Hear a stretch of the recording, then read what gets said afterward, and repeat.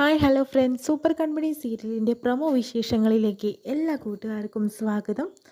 അങ്ങനെ തന്നെ കൃഷും കൺമണിയും കൂടി ഹോസ്പിറ്റലിൽ നിന്ന് മുറിയൊക്കെ ഡ്രസ്സ് ചെയ്തിട്ട് വരിക കേട്ടോ ചെയ്യുന്നത്. ആ സമയം തന്നെ ആദ്യമ്മ വിളിച്ചിട്ട് മാനസിയോട് കാര്യങ്ങൾ സംസാരിക്കുന്നു. നീ ഇങ്ങനെ പോത്ത് പോലെ കിടന്നുറങ്ങിയിട്ടൊന്നും കാര്യമില്ല കേട്ടോ മാനസേ. ഇപ്പോൾ സ്കോർ ചെയ്തിരിക്കുന്നത് കൺമണി തന്നെയാണ്. നിൻ്റെ മുന്നിൽ വെച്ച് തന്നെയല്ലേ ഇത് സംഭവിച്ചത്. നീ എന്തായി? നീ ഒരു വിഡ്ഢി തന്നെയാണ്. പിന്നെ അവൾക്ക് പറ്റുന്ന കാര്യം കൂടി നിനക്ക് ചെയ്യാനായിട്ട് പറ്റുന്നില്ലല്ലോ എന്ന് പറയുന്നു കേട്ടോ.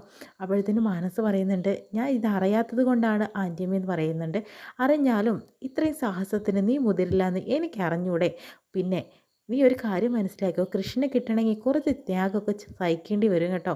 മാത്രമല്ല നീ അവൾക്ക് പറ്റുമെങ്കിൽ അത് നിനക്കും പറ്റും. നീ അത് ചെയ്തേ പറ്റുള്ളൂ സാഗറിന് വേണ്ടിയിട്ടെന്നൊക്കെ പറയുന്നു. പിന്നീട് കൺമണിയുടെ വീട്ടിൽ തന്നെയാണ് കാണുന്നത് കേട്ടോ. മറ്റൊന്നുമല്ല, നമ്മുടെ ധനലക്ഷ്മി ആണെങ്കിലോ കൺമണീനെ ഒന്ന് ഒതുക്കാൻ വേണ്ടി കളരിപ്പയറ്റൊക്കെ ഒന്ന് പയറ്റി നോക്കുകയാണ് കേട്ടോ. അപ്പോൾ ഇടത് മാറി വലത് മാറി എന്നൊക്കെ പറയുമ്പോഴത്തേനും അമ്മായിമാർ വരുന്നു. നീ ഇങ്ങനെയൊക്കെ ചെയ്യുമ്പോഴത്തേനും അവൾ നിൻ്റെ മൂക്ക് അടിച്ച് പരത്തിയിട്ടുണ്ടാവും എന്ന് പറയുന്നു. ഇത് കൺമണിയാണ് ആൾ. പിന്നെ ആ സമയത്ത് തന്നെയാണ് ആ പത്രവാർത്ത അറിയുന്നത്. അതായത് സാഗറിൻ്റെയും അതുപോലെ തന്നെ ജീവൻ രക്ഷിച്ചത് കൺമണിയാണെന്നുള്ള വിവരം.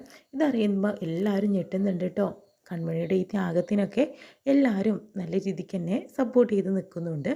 അതിനുശേഷം തന്നെ പിന്നീട് ഹോസ്പിറ്റലിൽ തന്നെ കാണിക്കുന്നത് അങ്ങനെ കൺമണിയും കൃഷും സംസാരിച്ചു കൊണ്ടിരിക്കുക കേട്ടോ. കൺമണി പറയുന്നുണ്ട്, സർ നമുക്ക് വീട്ടിലേക്ക് പോകാം എന്ന് പറയുമ്പോഴത്തേനും, ഇല്ല കൺമണി, നീ ഇവിടെ കുറച്ച് സമയം ഇരിക്കുക എൻ്റെ കൂടെ, എന്നിട്ട് നമുക്ക് വീട്ടിലേക്ക് അയക്കാൻ നിന്നെന്ന് പറയുന്നു.